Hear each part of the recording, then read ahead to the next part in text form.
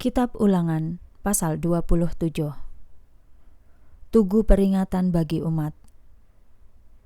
Musa bersama dengan para tua-tua Israel memerintahkan kepada bangsanya, katanya, "Taatilah seluruh perintah yang kusampaikan kepadamu hari ini.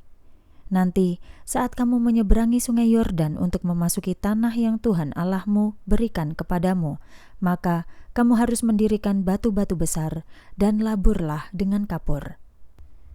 Tuliskanlah pada batu-batu itu seluruh perkataan Taurat ini.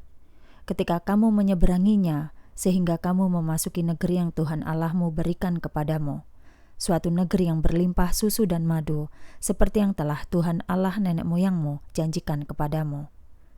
Sesudah kamu menyeberangi sungai Yordan, kamu harus mendirikan batu-batu itu di Gunung Ebal dan laburlah dengan kapur seperti yang telah kuperintahkan kepadamu.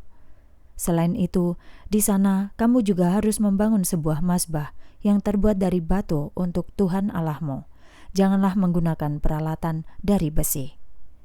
Bangunlah mazbah Tuhan Allahmu dengan menggunakan batu yang utuh, dan persembahkanlah kurban bakaran di atasnya untuk Tuhan Allahmu.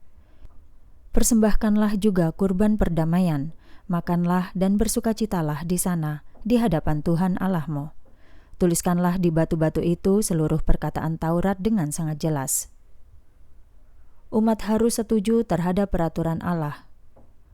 Musa dan para imam orang Lewi berkata kepada seluruh orang Israel, katanya, "Diam dan dengarlah, hai Israel.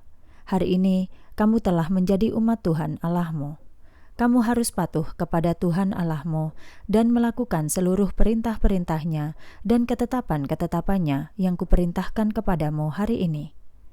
Pada hari itu, Musa juga memberikan perintah kepada umat, "Sesudah kamu menyeberangi sungai Yordan, suku-suku inilah yang harus berdiri di Gunung Gerizim untuk memberikan berkat-berkat kepada umat: Simeon, Lewi, Yehuda, Isakar, Yusuf, dan Benyamin. Dan suku-suku ini harus berdiri di Gunung Ebal untuk menyampaikan kutukan: Ruben, Gad, Asher, Zebulon, Dan, serta Naftali."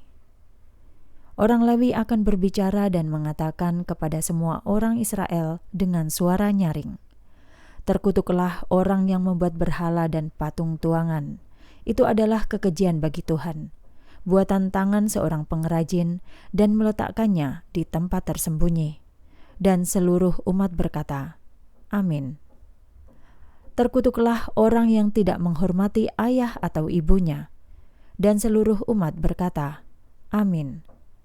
"Terkutuklah orang yang memindahkan batas tanah tetangganya." Dan seluruh umat berkata, "Amin."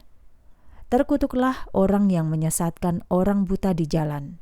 Dan seluruh umat berkata, "Amin." "Terkutuklah orang yang menghalangi hak orang asing, anak yatim, dan para janda." Dan seluruh umat berkata, "Amin."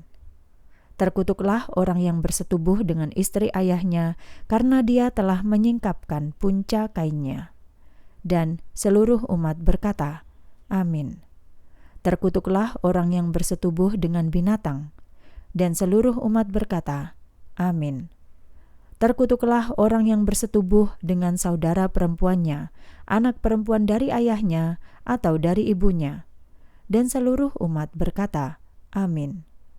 "Terkutuklah orang yang bersetubuh dengan ibu mertuanya." Dan seluruh umat berkata, "Amin."